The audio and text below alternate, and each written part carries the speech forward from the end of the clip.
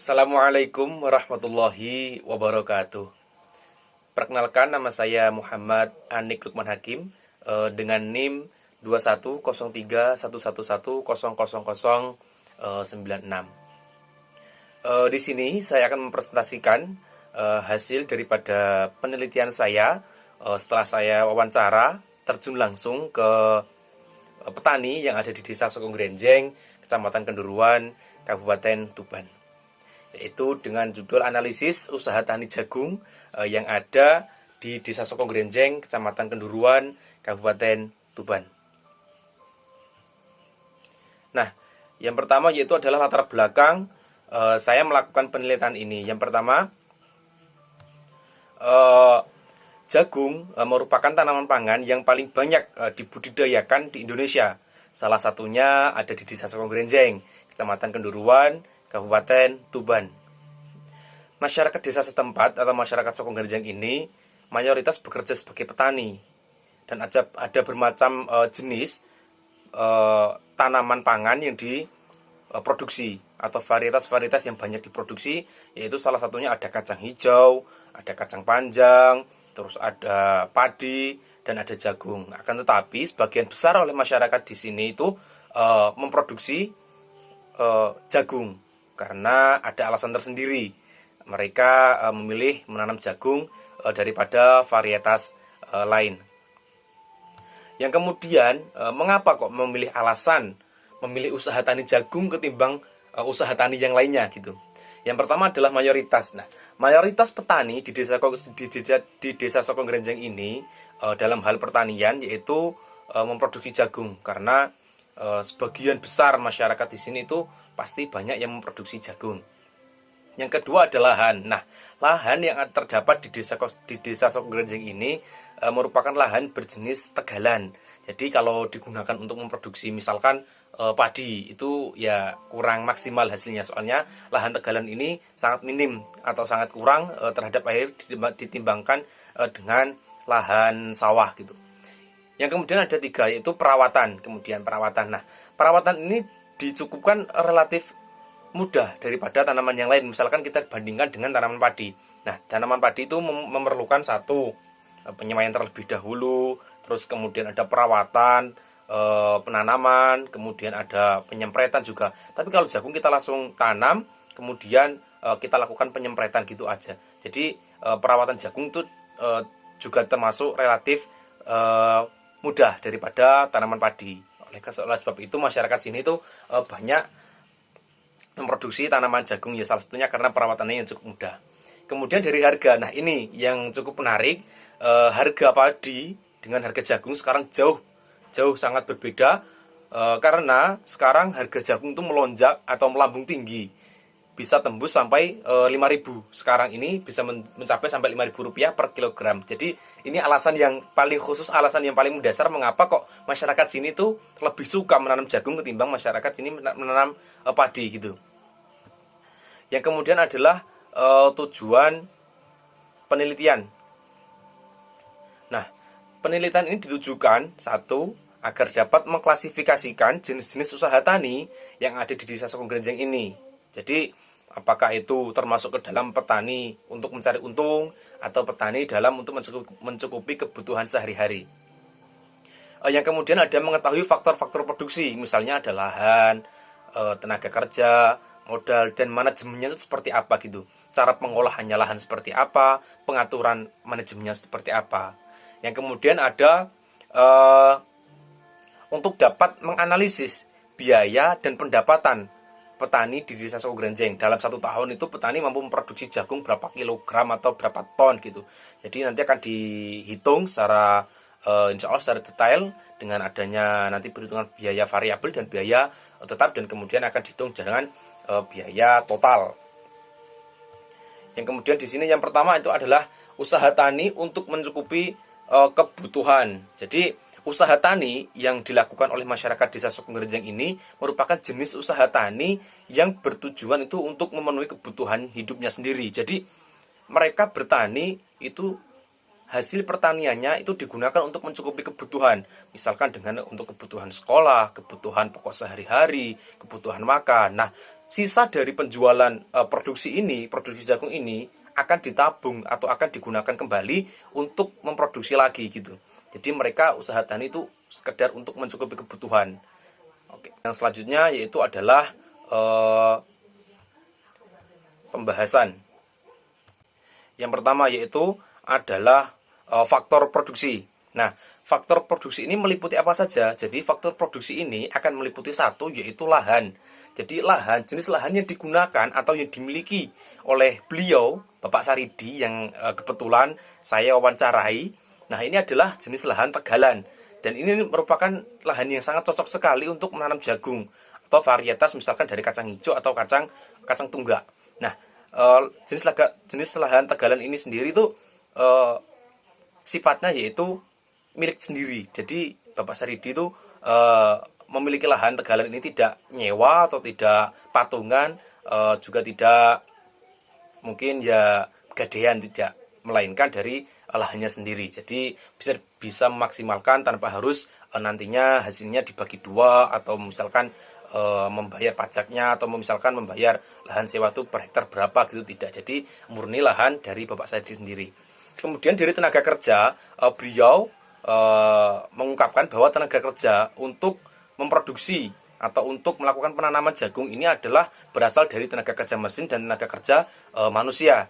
Yang dimana tenaga kerja manusia ini sendiri yaitu berasal dari yang pertama adalah keluarganya Bapak Saridi itu kalau beliau menanam jagung misalkan, nah itu semua keluarganya diajak dan tidak pernah mendatangkan tenaga kerja dari luar gitu. Jadi ya tenaga kerja dari luar tapi dari masih lingkup tetangga. Nah, kemudian kalau untuk traktor memang Bapak Saridi itu menyewa atau menyuruh orang yang bisa mengendalikan traktor karena keterbatasan dengan keterampilan atau keahlian dalam mengoperasikan traktor. Yang kemudian tiga adalah modal. Nah, modal dalam kegiatan usaha taninya beliau itu berasal dari kredit formal atau meminjam dari koperasi gitu. Yang dimana nanti akan ada bunganya, bunga per tahunnya itu berapa gitu kalau beliau minjam di koperasi. Dan kemudian modal dari diri sendiri. Nah, modal diri sendiri ini berasal dari mana? Modal dari diri sendiri berasal dari ya tadi hasil penjualan pertanian yang disisihkan sedikit untuk usaha tani selanjutnya gitu. Jadi kalau memang petani itu ya harus pintar-pintarnya mengolah keuangan gitu. Kemudian yang adalah manajemen usaha tani. Nah, gimana toh manajemen usaha tani Bapak Saridi ini sendiri? Nah, yang pertama adalah perencanaan. Nah, dalam perencanaan usaha taninya, yang pertama pasti beliau akan menetapkan terlebih dahulu apa toh varietas yang akan ditanam gitu. Nah, setelah menetapkan varietas yang apa ditanam, beliau segera mencari bibit. Nah, bibit ini ada 3, bibit dengan kualitas rendah, ada kualitas sedang, dan ada kualitas tinggi. Dan pasti harganya berbeda-beda. Dan kemudian adalah tenaga kerja. Nah, beliau akan memikirkan berapa tuh tenaga kerja yang akan dibutuhkan dalam sekali menanam sampai panen. Nah, kemudian keadaan lahan dan keadaan alam. Nah, ini betul-betul harus diperhatikan. Misalkan saja apabila datang musim hujan itu biasanya beliau tidak mengolah lahannya secara maksimal, tapi akan mengolah lahannya secara minimal dengan cara yaitu mematikan gulma-gulma atau mematikan rumput-rumput yang ada di lahan itu dan kemudian dibiarkan sampai mati dan akan ditanami tanaman jagung. Itu. Kemudian untuk implementasinya yaitu apabila sudah merencanakan yang hal-hal tadi, maka beliau akan melakukan implementasi. Misalnya apabila sudah mendapatkan, saya akan menanam jagung pada tahun ini, pada bulan ini, maka beliau akan segera mencari bibit jagung yang dikira itu baik gitu dan harganya juga terjangkau. Kemudian beliau akan mempersiapkan lahan. Itu tadi yaitu dengan cara misalkan dengan mengolah lahan secara maksimal atau mengolah lahan secara minimal. Nah, serta akan mencari tenaga kerja. Nah, ini yang paling penting. Apabila kita sudah merencanakan bahwa akan mencari tenaga kerja, ini akan segera dilaksanakan. Kenapa? Karena kalau di desa Suku Gelejeng ini, kalau musim tanam itu pasti kekurangan tenaga kerja. Soalnya petani muda juga jarang ditemui. Jadi kan cuma petani-petani yang sudah usianya itu sudah tidak produktif lagi. Itu yang mempersulit atau salah satu tantangan gitu. Yang kemudian ada kontrol. Nah, dalam kontrol tanaman jagung, beliau selalu mencatat kekurangan-kekurangan apa yang dialami selama menanam sampai panen tadi. Misalkan pada saat ini jarak tanam jagung itu terlalu dekat. Nah, itu berimbas pada buah jagung yang dihasilkan. Misalkan buah jagung yang dihasilkan itu kecil-kecil, tidak mau besar. Nah, itu akan menjadi bahan evaluasi untuk kedepannya bahwa menanam jagung selanjutnya akan dilaksanakan secara dengan jarak yang cukup renggang. Kemudian di sini akan kita beralih ke analisis biaya dan pendapatan. Yang pertama adalah biaya variabel, yaitu biaya yang berubah-ubah tergantung jumlah produksinya. Apabila jumlah produksinya sedikit, maka biaya yang dikeluarkan juga akan sedikit. Jadi mengikuti jumlah produksi yang akan diproduksi gitu. Nah, dari sini kita dapatkan variabel yang dibutuhkan dalam satu tahun untuk memproduksi tanaman jagung adalah yang pertama adalah bibit. Nah, bibit ini dari yang dimiliki lahan oleh Pak Saridi ini, beliau menghabiskan 8 kilogram bibit jagung, yaitu dengan bibit kelas menengah dengan harga Rp65.000 per kilonya. Jadi kalau kita butuh 8 kilo, berarti ada 65 kita kalikan 8 sama dengan hasilnya 520.000. Kemudian ada pupuk. Pupuk ini beliau dalam 1 tahun menghabiskan 4 kuintal. Nah, dalam harga satuannya, 1 kuintalnya itu bisa mencapai 280.000. Memang dari pupuk ini cukup mahal karena ya entah dari atasan atau dari apa, memang karena pupuk ini memang langka dan cukup mahal. Jadi kalau sekali tanam atau sekali 1 tahun tanam itu bisa menghabiskan sampai 4 kuintal atau dalam harga satuannya itu 280 dikalikan 4 maka ketemunya 1.120.000. Kemudian ada tenaga kerja. Nah, tenaga kerja ini yang dimaksud adalah tenaga kerja harian. Dalam 1 tahun itu mulai menanam sampai panen, beliau itu paling tidak mempekerjakan 8 orang. Jadi mempekerjakan 8 orang dengan harga satuannya per orang itu dibayar per hari 60.000. Jadi kalau dikalikan 60.000 dikalikan 8 sama dengan 480.000. Kemudian yang terakhir adalah pestisida. Nah, pestisida ini dalam 1 kali tanam itu 1, berarti kalau dalam 1 tahun itu menghabiskan 2 pestisida. Yang dimana 1 liter pestisida ini berharga 72.000. Dan kemudian apabila kan 72.000 dikalikan dengan 2, maka ketemunya 144.000. Maka dari sini kita bisa mendapatkan total semua biaya variabel yang dibutuhkan dalam 1 tahun menanam jagung, yaitu adalah Rp2.264.000. Ya, kemudian di sini kita akan menganalisis biaya tetap. Nah, biaya tetap merupakan biaya tetap total merupakan biaya yang besar kecilnya itu tidak tergantung jumlah produksi. Jadi jumlah produksinya mau berapapun biaya tetap ini akan tetap gitu. Mau berapapun, mau sedikit mau banyak, nah biaya tetap ini akan tetap gitu. Misalnya mesin pertanian gitu. Nah, di petani yang saya wawancari Bapak Sadi sendiri itu mempunyai sebuah traktor dengan ketentuan di bawah. Nah, traktor dibeli pada tahun 2016 dengan harga 20.500.000. Dapat berorientasi atau dapat beroperasi selama 4 tahun dan pada tahun keempat masih bisa dijual dengan harga 12 juta rupiah. Maka jumlah penyusutan yang per tahun adalah kita menggunakan rumus garis lurus dengan hasil yaitu harga beli 20.500.000 dikurangi dengan harga sisa 12 juta. Nah, kemudian dibagi dengan 4 tahun. Maka penyusutan yang diperoleh adalah 2.125.000 per tahunnya. Kemudian di sini adalah biaya tetap total. Nah, setelah kita memperoleh biaya penyusutan tadi, maka kita akan mengetahui biaya tetap apa saja yang terdapat dalam 1 tahun produksi itu. Yang pertama adalah pastinya bunga modal dari peminjaman tadi. Bunga modal yang Bapak Sadi dikeluarkan selama 1 tahun itu adalah sekitar 1.250.000 itu per tahunnya. Jadi 1.250.000 itu per tahun bunga modal dari pinjaman koperasi tadi. Pasti kalau kita meminjam di koperasi itu tidak mungkin, pasti ada bunganya, itu pasti ada gitu. Jadi kemudian yang kedua adalah penyusutan mesin yang sudah kita hitung tadi di awal bahwa penyusutan mesin itu 2.125.000 per tahun. Kemudian ada pajak, yaitu ada pajak lahan gitu. Jadi setiap kita pasti diwajibkan untuk membayar pajak lahan. Nah, pajak yang diterima yang diberatkan oleh Bapak Sadi sendiri itu sekitar 17.000 Rp17.000 untuk 2.355 meter persegi lahan yang dimiliki oleh Bapak Saridi. Jadi setelah kita hitung dengan penyusutan tadi, dengan modal dan dengan pajak yang diberatkan, maka bisa kita dapatkan bahwasanya total biaya tetap dalam proses produksi 1 tahun itu yaitu Rp3.375.000. Ya, kemudian di sini adalah analisis biaya dan pendapatan, yaitu biaya total. Biaya total itu yaitu biaya yang biaya keseluruhan dari semua biaya, yaitu ada maupun biaya variabel ataupun biaya tetap. Jadi semua keseluruhan biaya yang digunakan untuk produksi 1 tahun itu tadi dengan hitungan yaitu TC per TFC. TC sama dengan TFC dikurangi TVC.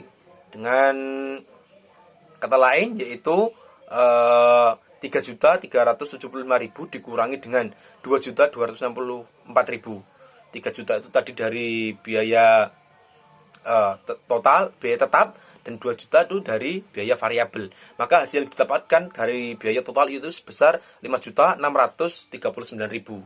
Itu per tahunnya beliau mengeluarkan uang segitu besar untuk memproduksi jagung dalam 1 tahun.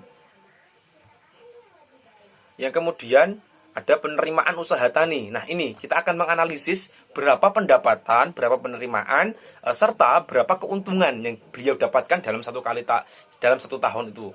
Nah, setelah kita analisis, setelah kita hitung tadi di awal bahwasanya ada biaya variabel, ada biaya tetap, dan ada biaya total semuanya. Nah, jumlah produksi yang Bapak Saridi lakukan dalam 1 tahun itu mampu menghasilkan 2.000 kilogram jagung atau setara dengan 2 ton. Nah, kemudian untuk harga sendiri sudah disampaikan di awal bahwa sekarang harga jagung itu melambung tinggi, sangat tinggi sekali dibandingkan dengan tahun-tahun sebelumnya. Maka informasi yang saya dapat bahwasanya harga jagung sekarang yaitu berkisar Rp5.000, bahkan bisa lebih dari 5.000, misalkan ada 5.500 itu. Nah, kemudian berapa tuh jumlah penerimaan? Nah, apabila pendapatan produksinya itu dalam 1 tahun itu 2.000 kg atau 2 ton, maka dikalikan dengan harga jagung 5.000 per kilo, 2.000 dikalikan 5.000, maka jumlah penerimaan yang diterima oleh Bapak Saridi yaitu sekitar Rp10 juta. Nah, ini masih penerimaan kotor, belum penerimaan bersih. Nah, kemudian akan kita hitung berapa toh keuntungannya. Nah, maka kita akan kurangin dengan biaya total tadi, yaitu biaya variabel dan biaya tetap. Maka apabila 10 juta dikurangi dengan biaya total yaitu sekitar 5.639.000, maka keuntungan yang diperoleh dalam 1 tahun produksi yaitu ada Rp4.361.000. Nah, ini merupakan keuntungan yang sangat besar sekali. Maka dari itu kita harus pandai-pandai dalam mengolah serta kemudian memproduksi gitu. Jadi harus ada peningkatan. Nah, untuk harganya sendiri ini dari tahun per tahun mungkin bisa mengalami penurunan, tapi untuk tahun sekarang ini memang produksi jagung sedang naik, jadi harga juga relatif mahal ketimbang tahun-tahun sebelumnya, apalagi kalau dibandingkan dengan harga padi yang sekarang makin anjlok, bisa sampai di Rp3.000. Maka kesimpulan di sini yaitu jagung merupakan komoditas yang banyak dibudidayakan di Desa Sokogrenjeng, Kecamatan Kunduruan, Kabupaten Tuban. Nah, dari hasil penelitian wawancara oleh salah satu petani di desa tempat, yaitu bernama Bapak Saridi, bahwasanya biaya variabel digunakan itu sekitar Rp2.264.000, kemudian biaya variabel Rp3.375.000, dan dengan semua itu biaya yang ditotalkan adalah Rp5.639.000. Nah, pada saat ini dengan harga jagung yang begitu tinggi, hasil yang didapatkan atau keuntungan yang didapatkan itu juga naik gitu. Dari semua total penerimaan Bapak Saridi itu sekitar 10 juta rupiah yang dikurangkan dengan biaya totalnya yaitu 5.639.000, maka ketemunya atau keuntungan yang diperoleh adalah 4.361.000. Nah, saran saya yaitu untuk kedepannya masyarakat semakin menguasai ilmu-ilmu dalam memproduksi tanaman jagung sehingga bisa lebih ditingkatkan lagi hasil pertaniannya gitu. Apalagi dalam bidang tenaga kerja yang masih sangat minim sekali tenaga kerjanya untuk bisa melakukan produksi jagung ini. Sekian dari saya. Terima kasih. Wassalamualaikum warahmatullahi wabarakatuh.